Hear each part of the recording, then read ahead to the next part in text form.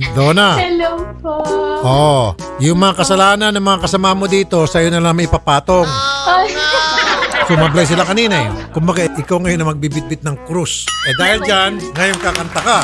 Sige.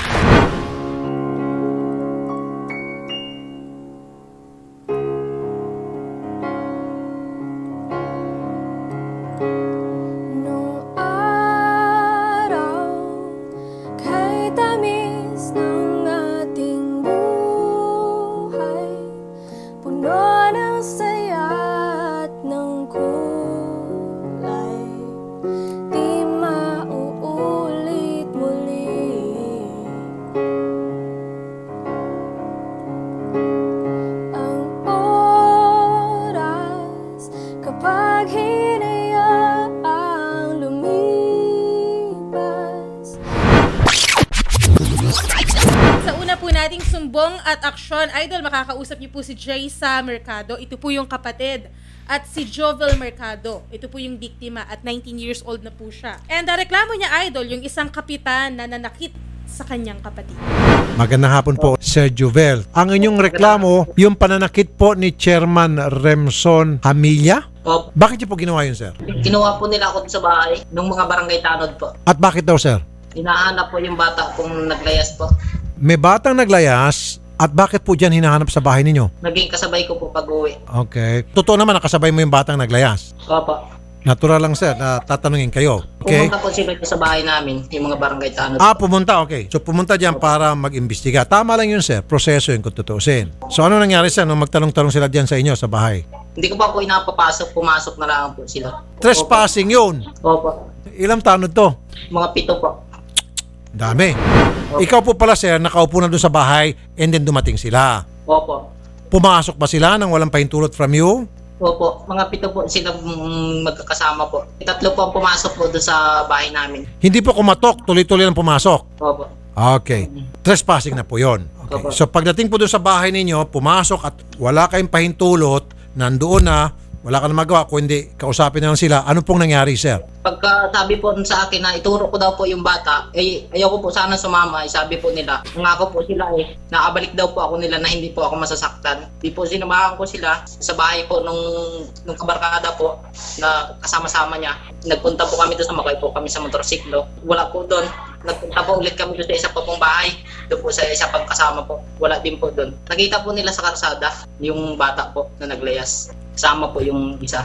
Ilang taon po itong bata, sir? Mga 14 po, pag hindi po 15. Okay. Babae, lalaki po, sir? Lalaki po. Okay. Bakit niyo po nakasabay yung bata, sir? Galing po ako sa paningil nun. Tapos sumabay po sa inyo? Opo. Opo. Ano po nasabi ng bata? Ano po napagkwentuhan nyo? Pinalayas po daw siya nung magulang niya po Tapos po yun, nung pagkagaling po paningil, naging kasabay ko po pauwi.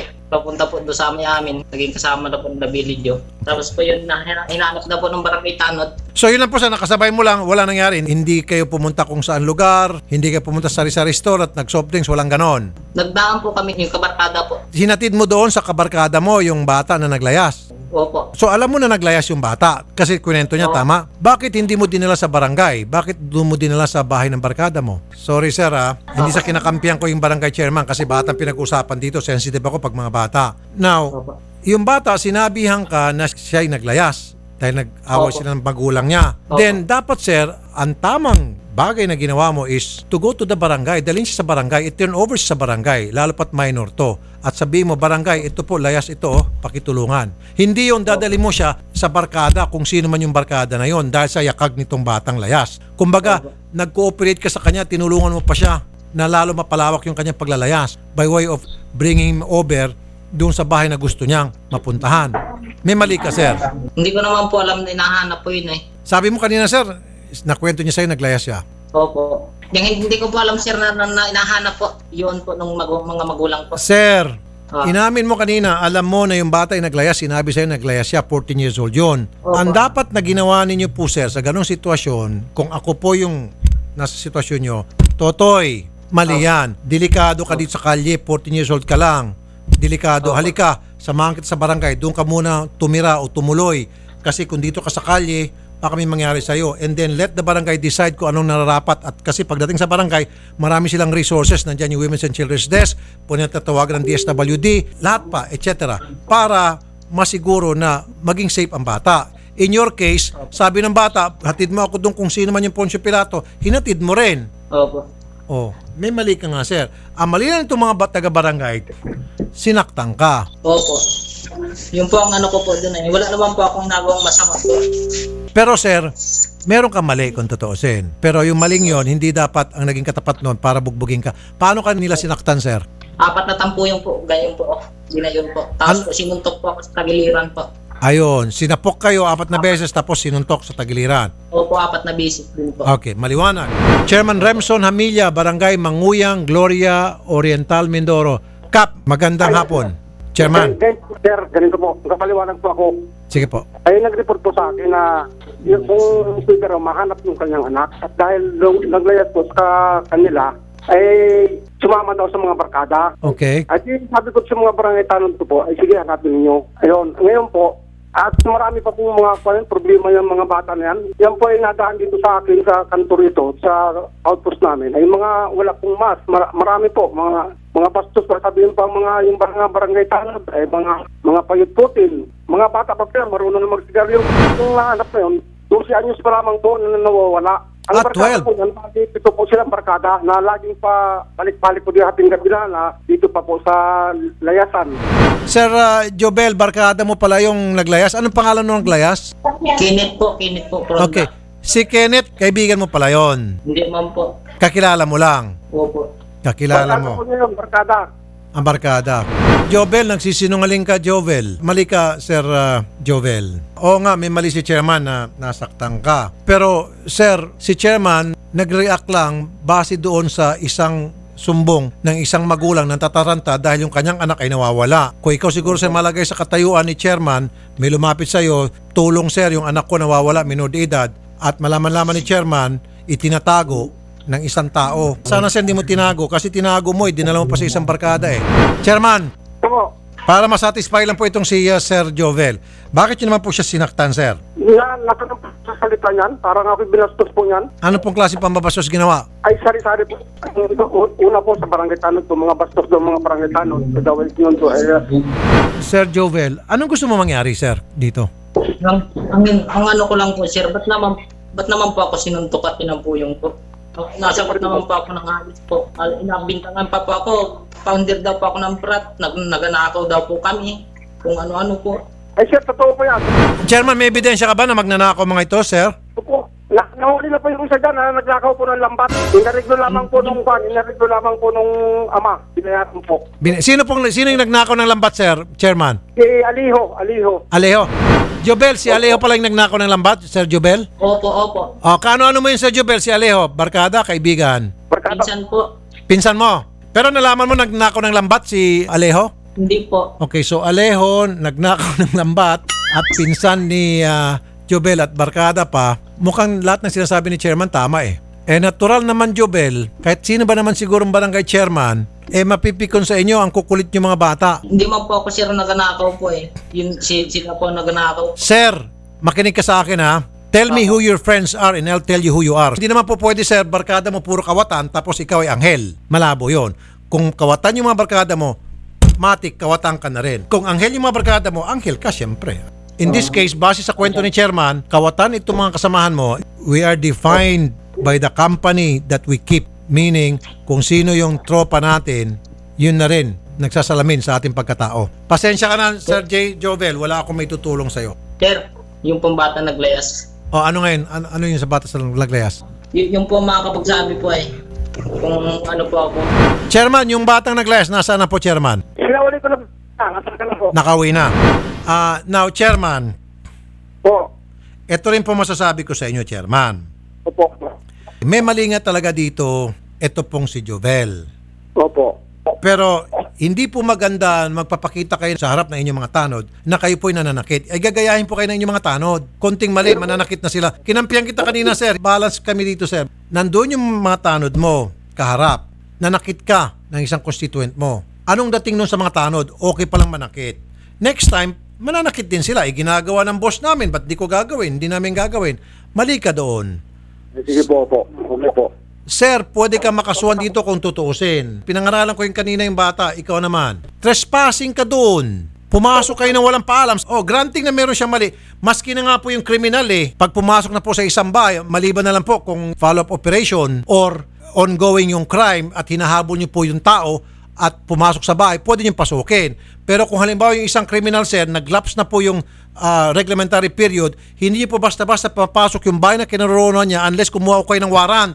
Yun po yung patakaran dyan. In this case, nag-trespass po kayo. Sa bahay, anong aming hinuli po ng mga barangay tanod, nasa kalsada po yan. Po, may humigit po lang po mga alas 10 po ng gabi yun. Alas 11 ng gabi. Sir Jovel, sa kalsada ka pala, nag-usap kayo ni Chairman. Sir, nasa loob po ako ng bahay namin, nakaupo po ako. Wala po ako sa lansangan po, sir. Chairman, nasa lansangan ba Chairman o nasa bahay? Nasa kalsada po. Nasa kalsada siya. Pinuntahan ng mga barangay tanod ko. Nasa kalsada. Jovel, kanina sabi mo sa akin, inabutan mo sila Chairman na nandun sa bahay mo. Hindi man po, sila po, dating na lang po, nasa loob po ako ng bahay namin. Nagpasok na lang po. Yung mga barangay tanod po, wala po si Kapitan. Nasa kanila po si Kapitan. Hindi, kasi sabi mo kanina, sir, sa akin, inabutan mo na lang kasi galing ka sa labas. Sabi mo, ipi-play ko pa mamaya yan. Hindi man po, sir, nasa loob po ako nakaupo. Nagkape po ako Nakaupo po ako sa bangko namin. Dumating po sila. This is a case of he said, she said na. Basta Chairman, hindi ka na dapat nananakit. Opo. Kung may problema po yung constituent ninyo, then, sir, yung appropriate action dyan, edi sampa ng kaso. Kung meron kaso pwede maisampa. Patawag yung mga magulang nito. In this case, hindi naman na siya minor. Then do what is appropriate, which is magsampa ka ng kaso laban sa kanya. May kaso po sila. Sinampa ko na po yung kaso na pagnakaw. Si Jobel po mismo nagnakaw? Sa kadahan po nila. Mayroon pong nawala dito sa amin na manok po. 15 manok. Nako po nila. Tapos yung second wire, nawala rin po dito sa school. Bakod. Opo. Jobel, in fairness sa'yo, ako'y naniniwala baka hindi ikaw ang nagnakaw ng manok at saka tension wire. Sino po doon sa kaibigan mo yung nagnakaw ng manok? Wala po, sir. Hindi ko po alam kung sino po Doon sa tension wire, sa palagay mo, kutob mo, sino? Hindi ko din po alam yun. Pero nabalitaan mo yung 15 manok. Wala po. Chairman, naka-blatter ho ba yun? Opo, nakablatter. Okay. Sige po. Padala nyo kami ng kopya ng blatter na yan, Chairman, para pag nakapadala kayo ng blatter na yan, okay na po, Chairman, di namin tutulungan to. Okay? Sige po, salamat po. Sige. Jobel, ito na lang yon. Kung talagang pasaway kayo, magnanakaw kayo, at nagkakanlong kayo ng mga batang layas, tama lang disiplinahin kayo ni Chairman kasi remember, ang barangay chairman is ama ng inyong barangay. Kung hindi kayo kaya disiplinahin ng inyong mga magulang dahil kinukonsinti ang inyong mga maling gawain, then nandyan si Chairman para siya magdisiplina sa inyo. Case closed. Actually, kanina, sablay yun Sablay yung sumbong. Kasi may mali pala talaga itong si complainant. So ipapatong na lang natin yung kasalanan ninyo kay Donna. Si Donna, kailangan kumanta dahil kahapon marami din nag-request. Yung sablay po ng mga staff, kumbaga ikaw ngayon na magbibitbit ng krus. Ng mga kasama mo. Ayan na si Donna. Nasa harap pa ng piano. Donna. Hello po. Yung mga kasalanan ng mga kasama mo dito, sa'yo na lang may ipapatong. Sumablay sila kanina dahil dyan, intermission, ngayon kakanta ka. Sige.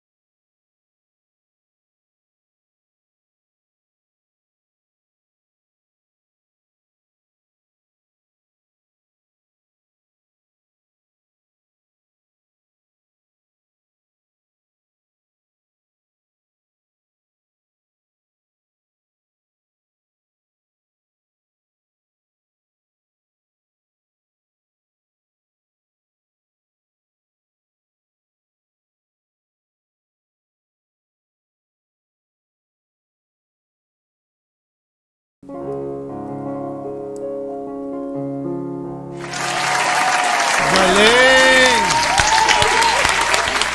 Donna, ngayon pa lamang, palagay ko maraming nagdarasal na sumablay ka ng sumablay. Para palagi ang kumanta. Ayan, ang daming mga natuwa.